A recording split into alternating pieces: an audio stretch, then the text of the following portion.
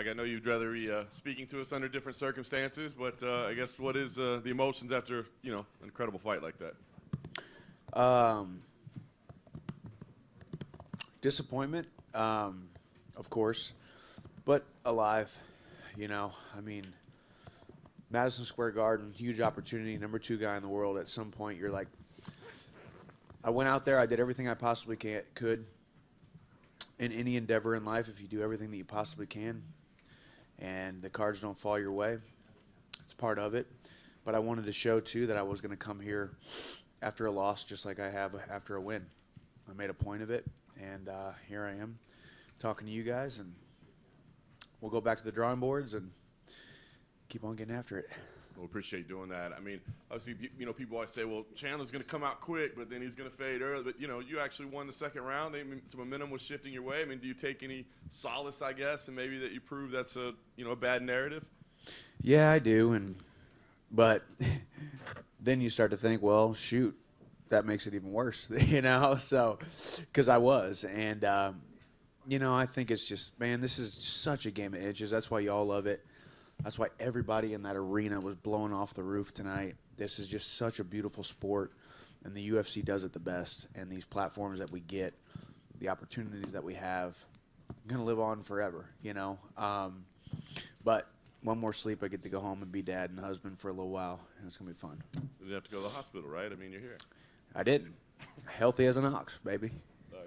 You guys did share some words afterwards. Kind of a weird build-up, sometimes nice, sometimes bad. I guess what was said afterwards, did you guys put everything behind? Yeah, I mean, I'm not going to say what was said because I'm not here to talk about. Couldn't hear my coaches again. Dadgum, man. I'm probably never fighting here again. All right, Chris, tell the brass I'm never fighting here again, all right? Third time. I'm 0-3 here.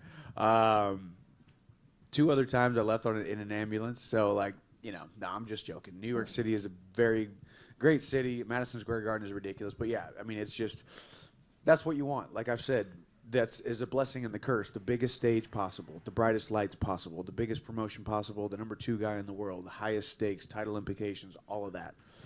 And all of that was shattered when I lost. So. And then the conversation you had that you don't have to go into details or anything, but Dustin also seemed to be complaining about fouls in there. Did it have something to do with that, what he said to you? Yes, I will admit, yes, his mouth was open and my hand went inside of there and was on his mouthpiece. He bit down. I was trying to pull it out. It wasn't as though I was trying to pull it out and he was biting it and I couldn't get it out. It was more just the angle. I mean, you're getting pushed up against the cage. I mean, it's just and then there was I think that was and then the other thing was when Dan Murgulata was saying I was hitting him in the back of the head. I don't know. I'll have to go back and watch it, to be honest with you. But I know I was catching his ear, or at least in my mind I was catching his ear. So we had that kind of conversation. So y'all know I ain't a cheater. I love this game. I don't cheat. When you were on top, the camera kind of panned in. It looked like you blew your nose on him with all the blood. Is that what happened?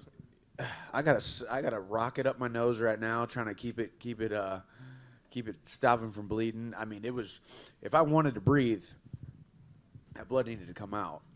So I mean, it wasn't a malicious weird thing, but it was definitely like, hey man, sorry you're down there, but I didn't create gravity. I did. Thank you. Exactly. Mike, just one quick one. You said there's still one guy on your mind. Is it safe to assume that's Conor McGregor? Of course, man. I mean, I think at this point, he comes back and he looks at the suitors. I don't think I'm the easiest fight that he could take, but I do think I'm the biggest fight that he could take. I think Conor McGregor stepping back in the octagon does big numbers no matter what. But he and I step inside the octagon, we do staggering numbers. I do think that. And I respect him. We'll love to see him come back. Maybe I'm the guy that comes back and fights. What would be your message to him to, I guess, jump in that USADA pool? Because it sounds like he's going to need 6 months of testing before he can fight. Yeah, get on it, man. We all know that fighting is his first love. Exactly 6 years ago today, November 12th, 2016, he became the double champion. He apologized to absolutely nobody, and it was absolutely awesome. He's a legend in the sport, man. He's the biggest name in the sport. It was bad enough we had to compete with Bentleys and Bugattis and boats and $100 million whiskey companies. Now we got to compete with the silver lights and the silver screens and bright lights of Hollywood, man. But come back to your first love, Connor. Step inside the octagon with me. Michael, to your right. Can I toss another name out to you? Sure. You had an unbelievable rivalry with Eddie Alvarez. He's a free agent. Any chance you talk to the brass, bring him back, and finish that up? That's not a bad idea either. I mean, Eddie's, when you talk about, obviously Frankie Edgar today, I just love the dude. Just amazing pioneer of the sport. Eddie, the same thing. Eddie and I have got some history. Eddie and I have made some magic in there. Eddie was a former UFC champion. I would love to see him come back here and get thrown back into the mix. And there ain't no way that he and I are not fighting if he comes back to the UFC. So I love the idea of that fight. I mean, obviously, I'm not throwing in the towel here by any means. I still think I'm one fight away from still being possibly called up for the title shot. But at this point, I need to get another win inside the top 5 or top 3, and we'll see. In the middle. Yes, sir. You had a number of opportunities, it looked like, to maybe get your arm under the chin for a rear naked, and it just never seemed to coalesce. Strategically, maybe you need to look at the video, but was there something that you weren't able to do that you're like, God damn, I wish I was able to get such and such? Like, yeah, no, walk actually, us through it. Yeah, no, that's actually really horrible to hear because I think I trained a lot of rear naked chokes there. I think it was the positioning and blood was everywhere. Goodness gracious, it's so hard to actually tell you how slippery it is when blood and sweat mix on skin.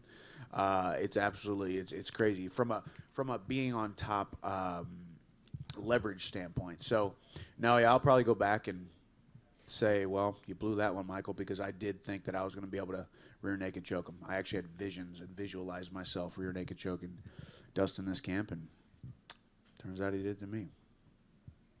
Fudge. And Michael, back here. Yes, sir. 5 fights that you had so far in the UFC, 5-star classics. Is it hard to see the positives right now, what you have accomplished thus far in the UFC, considering you haven't won the championship? Or is it easy to see the positives and also see the negatives and work on the negatives? Yeah, no, it's not hard to see. Honestly, I'm 36 years old now. I've been through a lot, and I will continue to move forward with complete disregard to my previous failures, my future opposition, and anything that stands in my way. I've gotten to the point now where, man, I'm just living the dream. Yeah. This is my second career.